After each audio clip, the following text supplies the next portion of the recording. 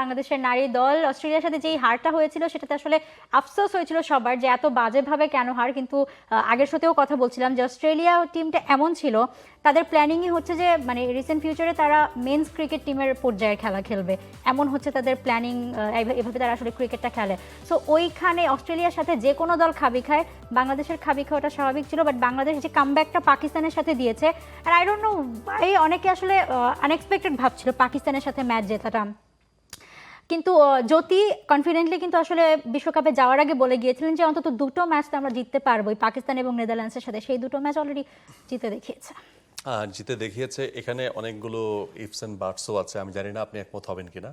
প্রথমত হচ্ছে বাংলাদেশ জিতেছে, এই জন্য বাংলাদেশকে কংগ্রেচুলেশনস, একদম ডেফিনেটলি। দেখেন বাংলাদেশ সবার সাথে এখন 4 নম্বরে রয়েছে, শুধু অস্ট্রেলিয়া 6 পয়েন্টে 4 পয়েন্টে রয়েছে। Amazing. Presenting Walton Crystal Series. Switch to premium. Switch to Crystal. এবং সেদিন সেই ম্যাচটার কমেন্ট্রি করছিলাম আমি। শেষের যে স্লটটা সেটা আমার ছিল না, তো সে কারণে আমি বের হয়ে গিয়েছিলাম। আমি ধরে নিয়েছিলাম যে বাংলাদেশ আর going to lose this match, কারণ they have started their power play really good. So এরপর বাংলাদেশের বোলিং অ্যাটাকটা খুব ভালো হয়েছে, সঞ্জিদা এবং নাহিদা এই দুজনের বোলিং কারিশমাই তো বাংলাদেশ আলটিমেটলি ম্যাচটা জিতলো। So yeah, that's fine. কিন্তু আমার কাছে মনে হয় যে ব্যাটিংয়ে যেমন ওই ম্যাচের প্লেয়ার অফ দ্য ম্যাচ দেখেন আপনি স্বর্ণার আগে হচ্ছে ঋতুমণি নামেন, এবং ঋতুমণি যে পরিমাণ বল হচ্ছে কনজিউম করেন এবং যেই পরিমাণ হচ্ছে তার যে স্কিলটা আছে, উই ডু অ্যাডমায়ার। তিনি অনেকদিন ধরে দলকে সার্ভিস দিচ্ছেন, বাট আই থিঙ্ক স্বর্ণার ডিজার্ভস মোর টাইম। তিনি আরও যদি বেশিটা সময় উইকেটে পান, এটা তার জন্য বা দলের জন্য ভালো হবে। তো স্বর্ণা ঋতুমণির পরে নামলেন এবং নামার পরে আপনি দেখেন 22 বলে 39। So that was amazing. এবং এটা আসলে আমাদের কাছে সর্ট অফ মানে আমরা এটা গেস করছিলাম যে তিনি বেটার স্ট্রাইকার, তার একটু আগে আসা উচিত। তাকে একটু পরে দেখে কিছুটা অবাক হচ্ছিলাম, কিন্তু টিমের মনে হয় কিছু ডিসিশন অনেক সময় একটু হার্শ নিতে হয়, একটু দলের জন্য নিতে হয়। তো স্বর্ণা আক্তার আমার মনে হয় আর একটু আগে আসতে পারেন, এটা একটা ব্যাপার আছে।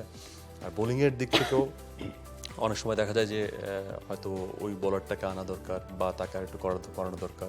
এই জায়গাটাতে একটু আমরা ওই ম্যাচগুলোতে একটু অ্যানালাইসিস করছিলাম। সো লেটস সি, এটা একটা ভালো দিক যে বাংলাদেশ পাকিস্তানের সঙ্গে অ্যাটলিস্ট ম্যাচটা জিতেছে। এবং মাহফুজ আমি আসলে যোগ করি, আপনি যে কথাটা আসলে বলছিলেন যে স্বর্ণা আক্তারকে মানে কাছ থেকে তো টুকটাক দেখেছি, মানে আমার লাস্ট ওয়ার্ল্ড কাপের একটা মেমোরি আসলে মনে পড়ছিল আপনার কথাটা শুনে। আমি সেদিন বাংলাদেশের কার সাথে ম্যাচ ছিল এক্স্যাক্টলি মনে নেই, বাট আমি সেদিন আঞ্জুম চোপড়ার ইন্টারভিউ করেছিলাম। সো আঞ্জুম চোপড়াও মানে সেই সময় বাংলাদেশের খেলা চলছিল এবং তার কিছুক্ষণ আগেই হচ্ছে মানে স্বর্ণা ব্যাটিং করে গিয়েছিল এবং দ্যাট ওয়াজ ফ্যাবুলাস ইনিংস। হ্যাঁ, এরকম একটা ভালো খুব ইনিংস ছিল তার। তো আঞ্জুম চোপড়া একই কথা বলছিলেন যে সে ওকে আসলে আরও আগে পাঠানো দরকার ছিল, তাহলে তো ও আরও বেশি কিছু রান করে দিয়ে যেতে পারতো। সো এক্স্যাক্টলি স্বর্ণা এরকম মানে অলরাউন্ড পারফরমেন্স দেখিয়েছে, প্রায় সময়ে দেখিয়েছে। এবং আমি মানে বল হাতে তো করেনি, মানে যতবার ব্যাট হাতে করেছেন দারুণভাবে করেছেন। এবং শুধুমাত্র তার ওই স্কোরটা না, তার শর্ট সিলেকশন, তার মানে ব্যাটিংটাও খুব এনজয় করছিল। ইভেন আঞ্জুম চোপড়াও খুব প্রশংসা করছিলেন। রাইট, ইয়া। এবং সেদিন আমার কাছে মনে হয়েছিল যে না, তার আর একটু আগে আসা দরকার ছিল, আরেকটু আগে। দেখা যায় বাংলাদেশের সামনে কিন্তু তবে কঠিন পরীক্ষা রয়েছে, মানে সুপার কঠিন পরীক্ষা রয়েছে। ভারত এবং দক্ষিণ আফ্রিকার সাথে দুটো ম্যাচ রয়েছে, ম্যানচেস্টার এবং লর্ডসে। গ্রুপ পর্বের শেষ দুটো ম্যাচ, মাহফুজ আপনার কি মনে হয়, কিছু কি মনে হয় আদৌ? এখানে আসলে ওই মানে ফ্লুক চিন্তা করে লাভ নাই, প্র্যাকটিক্যাল চিন্তা করলে এই দুটি দল এগিয়ে আছে। এবং সাউথ আফ্রিকার স্পেশালি সাউথ আফ্রিকার বোলিং অ্যাটাকটা অনেক বেশি এগিয়ে, তাদের পেস অনেক হাই।